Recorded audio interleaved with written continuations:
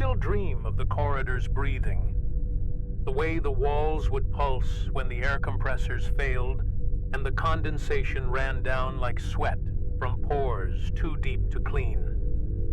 There's this pressure behind my eyes now, constant, like a low pulse threading through the back of my skull.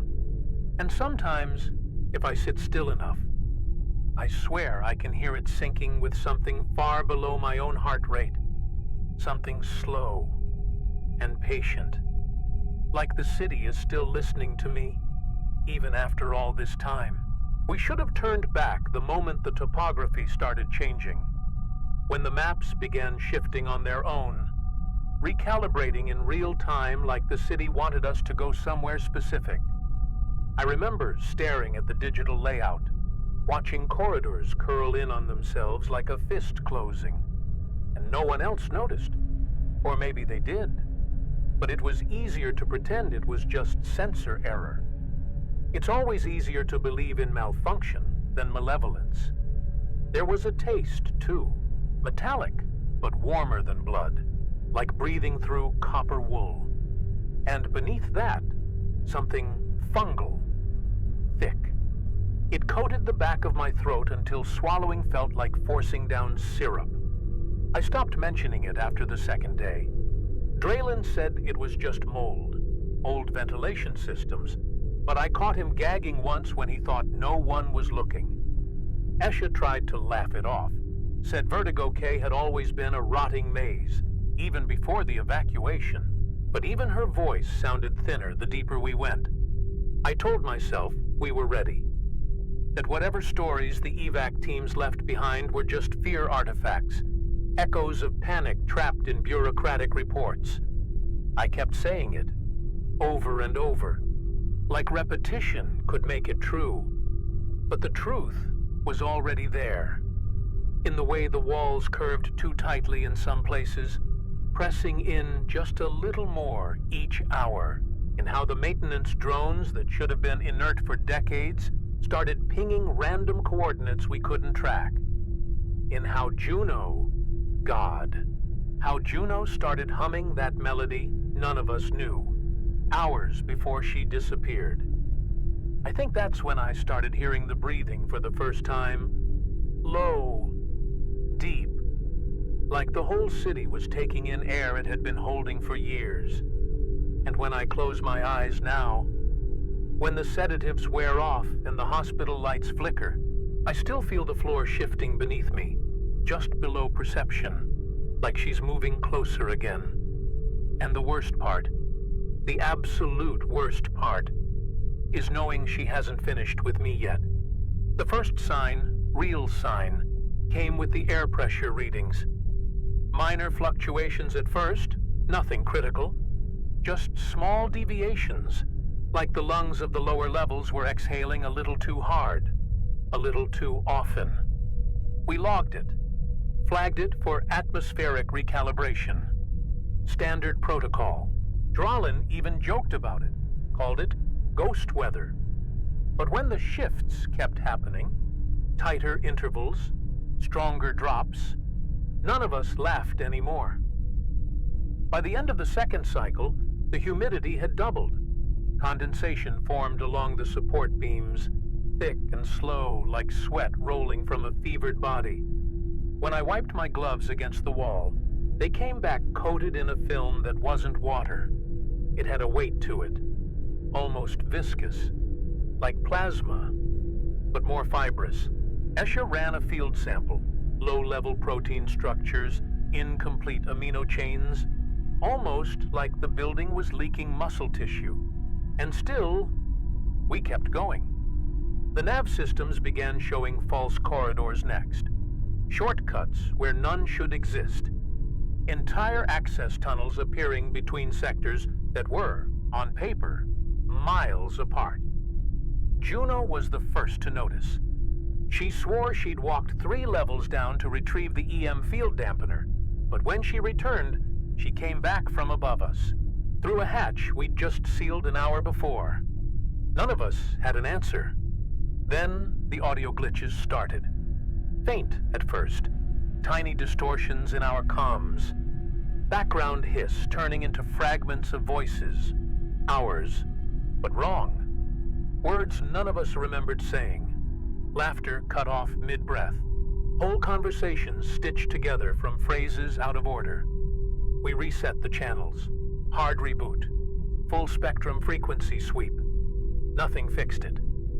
Draylin began twitching in his sleep.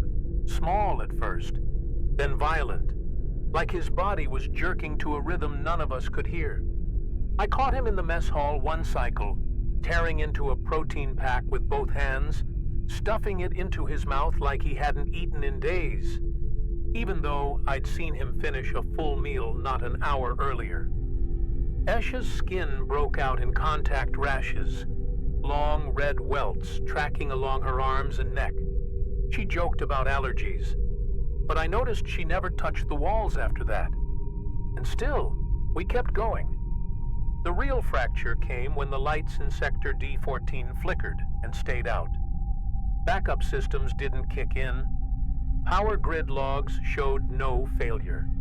It was as if that entire part of the city had simply exhaled and gone dark. We suited up for a recon sweep, but something in me, something old and animal, didn't want to go in. Even now, I think back to that dark mouth of a corridor, the air curling out of it just a little too warm. And I swear I heard it breathing. So we stood there, 5 of us, lined up at the edge of the dark like children afraid of their own basement. No one wanted to speak first. The silence stretched so thin, it started to vibrate in my skull, like tension on a wire pulled too tight. Juno finally broke it, stepping forward with that same reckless grin she always wore when things got bad enough to scare her. She clicked her helmet light on, but the beam barely cut more than a few feet in, like the air itself was thickening, swallowing light, like water swallows sound. We moved together, slow, deliberate, feet sinking slightly into the floor with every step, like the material beneath us wasn't as solid as it looked. Draylin kept checking the structural integrity readings, but every scan came back clean. Still, the walls felt softer there, almost pliable under my gloves. I pressed a palm flat against one section, and the surface gave just enough to make me pull back, fast and shaking, like I'd just touched skin that wasn't mine. Further in, the smell changed. It was subtle at first. Metallic, yes. But under that, something else. A sour, organic note, like old breath trapped in a sealed room for too long. Esha covered her mouth with her sleeve, but I could see her eyes watering behind the visor. None of us said it aloud, but we all recognized it. The unmistakable scent of rot, not mechanical failure, not mold, something alive, or recently dead, and in far greater volume than we should have been able to smell at that depth. And then the walls shifted, just enough to notice. A soft creak, a ripple through the bulkhead, like muscle fibers contracting under strain. The lights flickered again, but this time they stayed dim, like the city didn't want to blind us completely. I felt the floor beneath my boots tremble, not from machinery, but from something deeper, slower, older, moving below the surface, adjusting its weight. Juno stopped walking. She turned, opened her mouth to say something, and froze mid-breath, staring past us, into the dark. Her face gone pale beneath the helmet glass. I didn't want to turn around. Some part of me, buried deep in the folds of my survival instincts, already knew that whatever Juno was staring at wasn't meant to be seen by people like us. But the others were already reacting. Esha, stepping back with both hands raised like she'd just touched an open flame, Draylin fumbling for the pulse scanner with trembling fingers, and I, stupid, slow, I turned. It wasn't a shape. Not really. Not at first. Just movement. A slow contraction of the corridor itself. The walls pulling inward like lungs deflating. Like a throat swallowing. The floor under our boots rippled in a shallow wave. And for one impossible second, the metal panels flowed like muscle under skin. Where the junction used to be, where the corridor should have continued straight for another 100 meters, there was now nothing but a narrow, wet channel, slick and trembling, lined with ridges like vertebrae stripped bare. Escha's scream barely registered. It was background noise by then. Juno was already moving, sprinting toward the exit, her boots slipping on the wet floor, hands clawing at the walls for traction. The rest of us followed, Draylin yelling into the comms for emergency extraction, like that meant something down here, like anyone topside was still listening. My legs burned with every step, lungs heaving, but the walls closed faster. The corridor we'd entered through was gone. We fell back into an auxiliary maintenance shaft, one of the old vertical service routes from the pre-evac days, sealed off for decades, but now wide open, like it had been waiting for us. The air was hotter here, thicker, tasted of copper and something else, something animal. My HUD flickered with environmental hazard warnings. Oxygen mix too rich, trace biosignatures off the charts, but none of it mattered. All that mattered was putting as much distance as possible between us and the thing that was shifting behind those walls.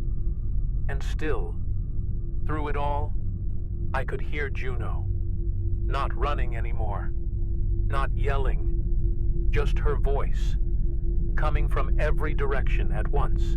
Her comm channel was dead, but there she was, whispering through the ventilation ducts, through the static on our suit feeds, repeating the same two words over and over again.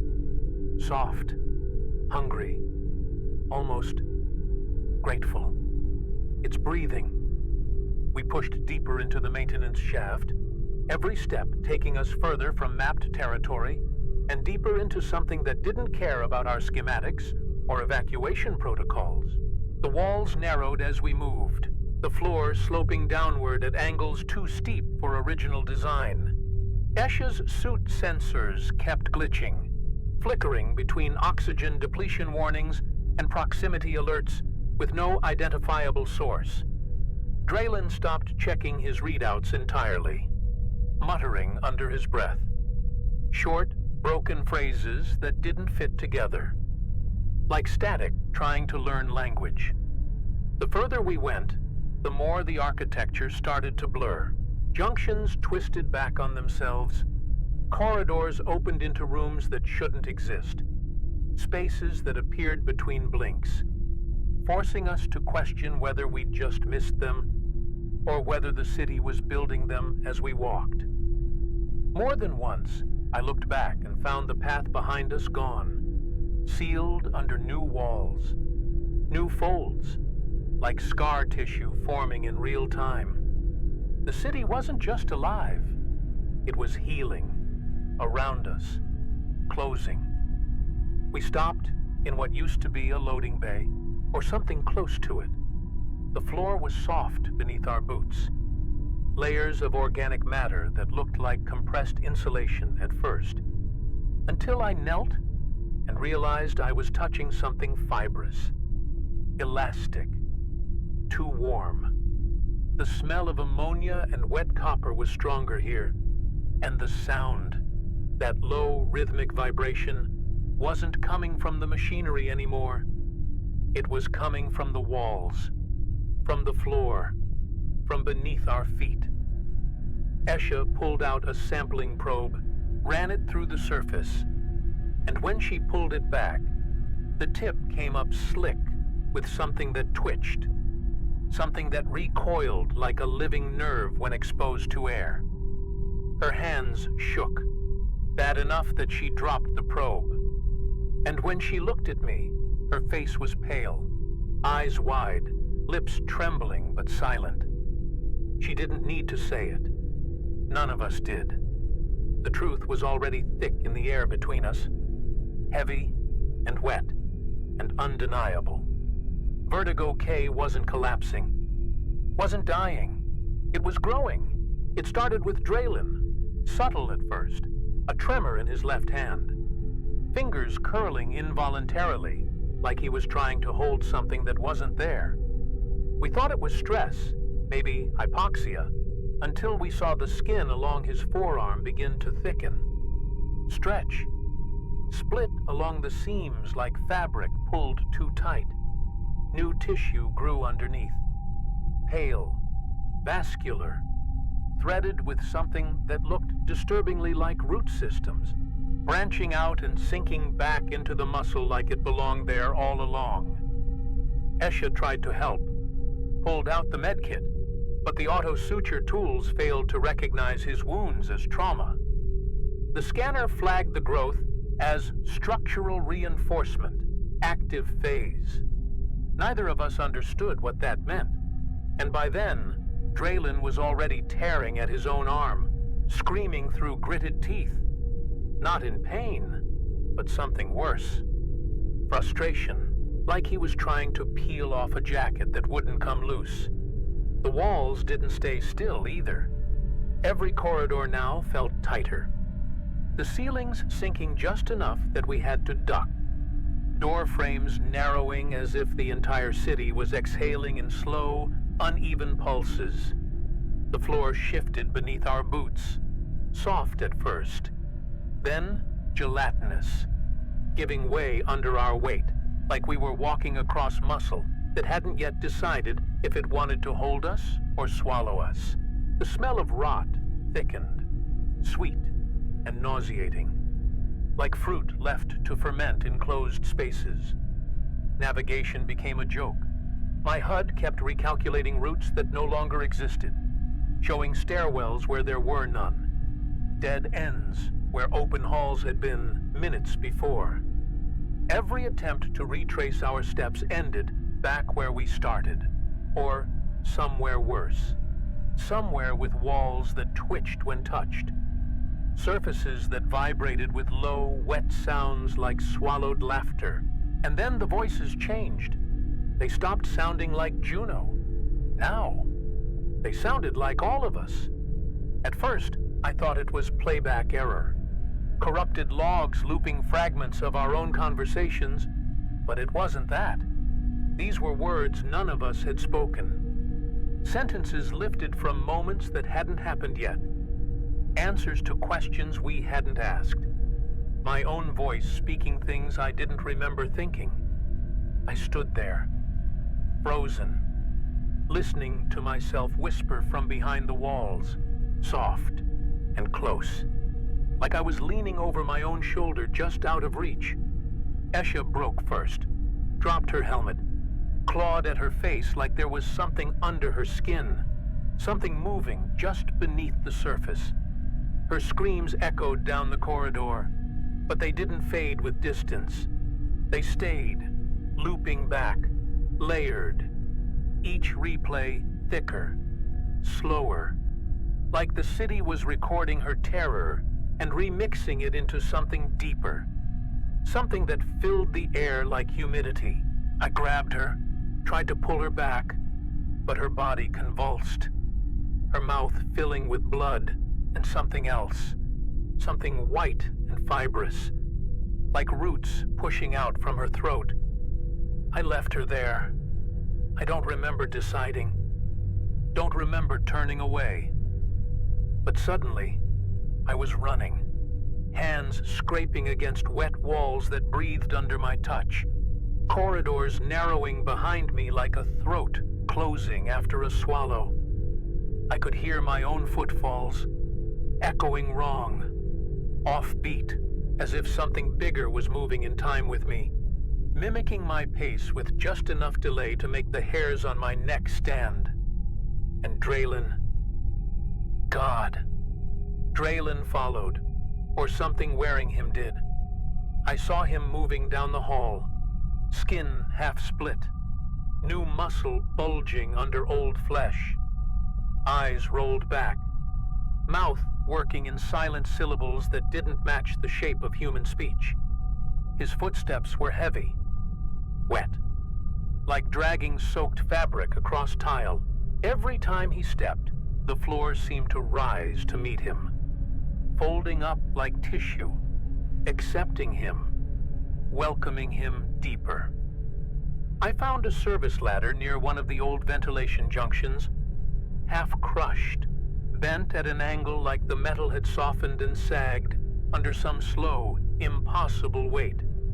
But it was the only vertical line left, the last vector that felt like it could take me anywhere but down. I started climbing, one rung at a time, ignoring the burn in my arms, ignoring the way the metal felt warm under my gloves, almost pulsing with a rhythm I didn't want to recognize. Every few meters, I had to stop, not to catch my breath, but because the walls would tighten around the shaft, squeezing inward, testing me, as if deciding whether I was worth the effort. Somewhere below, I could still hear Draylen, the sound of him dragging himself upward, not climbing, just moving, flesh on metal, wet and insistent.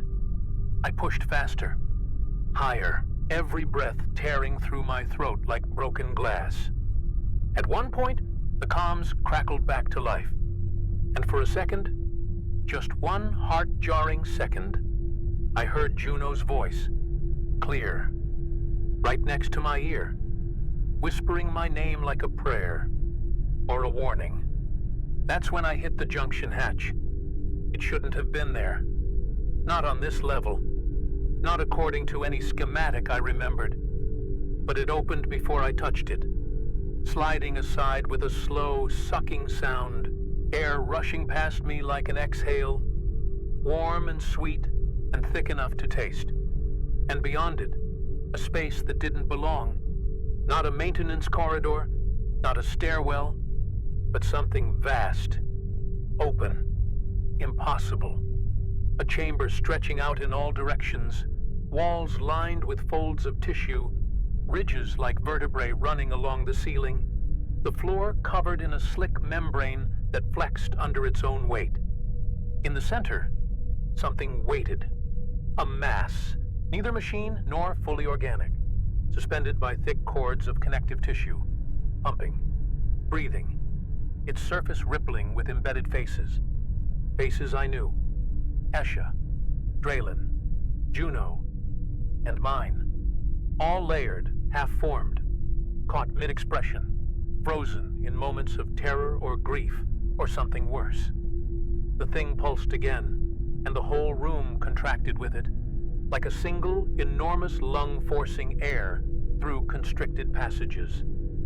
I reached for the explosives in my pack, my fingers shaking so hard I almost dropped the detonator. But even as I armed them, even as I screamed at myself to push the button, something else hit me. A thought so sudden and absolute, it stole the air from my lungs. What if this was the only way Vertigo-K could survive? What if this was never a collapse, but a birth? I stood there, thumb hovering over the trigger, every instinct in me screaming to finish it, to bury this thing under a few metric tons of collapse charges and pray it stayed dead. But then the floor shifted beneath me, gently, like something cradling my feet, holding me steady. And for the first time, I realized it wasn't trying to kill me. Not yet. It was waiting, watching, giving me a choice. That terrified me more than anything.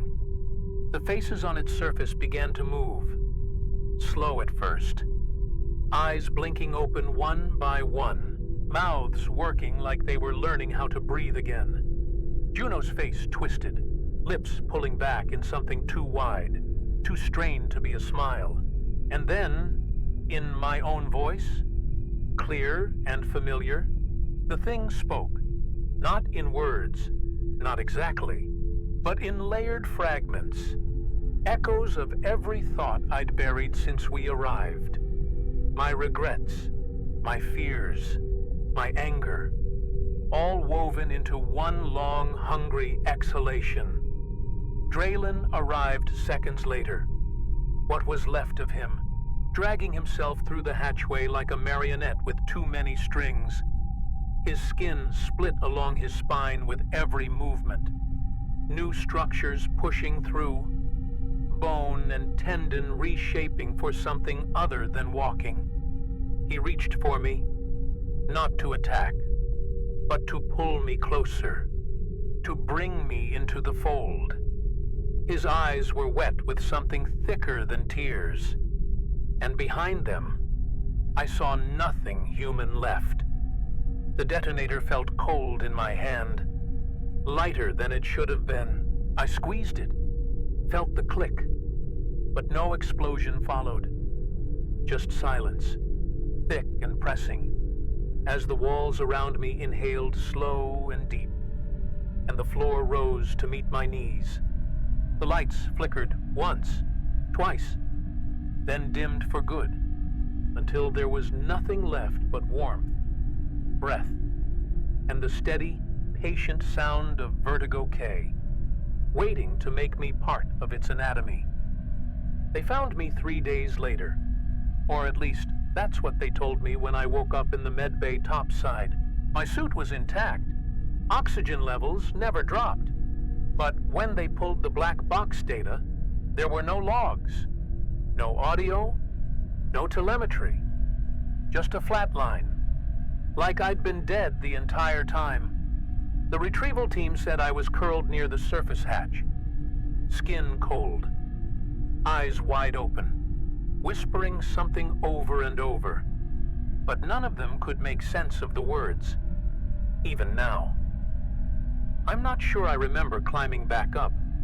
I close my eyes, and all I see is that room, that chamber, the slow ripple of its walls, the faces shifting just beneath the surface, breathing in unison like some vast, patient organ. The medtechs say my blood work looks wrong. Elevated oxygen saturation, elevated cell turnover, tissue regeneration off the charts. They say it's a recovery anomaly, but I know better. I can feel it, even when I'm still, especially when I'm still. At night, when the lights cut out for maintenance, I hear the hum beneath the floor, low, constant, just below hearing range, the same pulse that followed us through the lower sectors. And when I sleep, if I sleep, I dream in corridors, endless tunnels folding back on themselves, walls slick and warm, air thick with the taste of copper and dust. And always, always, something breathing just beyond reach, inhaling slow, holding, waiting. Last week, I bit down on my cheek by accident and didn't feel it. Not the pain, not the blood. The tissue knitted back together before I could spit it out. And now, sometimes, when I exhale, I swear I can feel the walls answering back. The doctors keep asking questions, clipboards in hand, voices too soft, like they're afraid I'll shatter if they speak too loud. They run their tests, draw their blood, scan their images, but I can see the way they look at each other when they think I'm not watching, the way they pause, the way their eyes drift toward the vitals monitor when it skips a beat, or surges too fast, like something else is pacing beneath my skin. They want to discharge me soon, say I'm stable, say I've recovered. But when I sit up in bed, when I stretch my arms, I can feel new muscle threads pulling under the surface, tighter, stronger, like I'm growing into something that doesn't quite fit the shape I used to be. My skin itches in places I can't reach, deep places, places I'm not sure I should scratch. Sometimes, when I close my eyes, I can see the layout of Vertigo-K with impossible clarity. Not the old maps, not the blueprints we brought, but the living version. The one that moved while we slept, shifted while we breathed, rearranged itself around our fear. I can trace the tunnels in my mind like I've lived there for years, like I was born there. Every corridor, every shaft, every chamber that shouldn't exist, but does now. The others never came back. Esha, Draylen, Juno. Not in any way that matters. No recovery team found them. No bodies, no signals, just empty comms and the faint, intermittent flicker of biosignatures that disappeared the second anyone got too close. I tried to tell the officials, but their eyes glazed over before I finished my sentence. Their attention drifts, always, like they're hearing something I can't. Or maybe, like they already know. Yesterday, I found myself standing in the corridor outside the medbay, without remembering how I got there. Barefoot, IV line trailing behind me like a severed vein, my hands pressed flat against the wall, feeling for something, and for one long, breathless second, I swear the concrete pressed back, like a pulse, slow but deliberate, syncing with mine. I pulled away, but the heat stayed in my palms for hours. They're moving me tomorrow.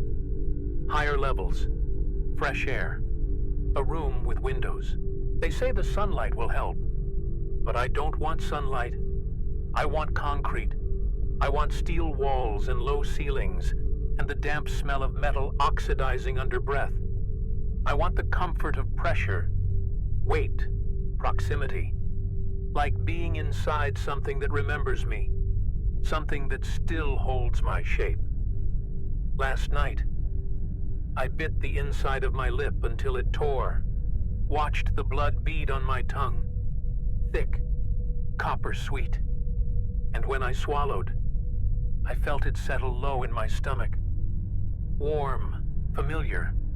I dreamed of corridors again, but this time, I wasn't lost. I wasn't running. I walked straight to the center, straight to the breathing heart of Vertigo-K, and it opened for me.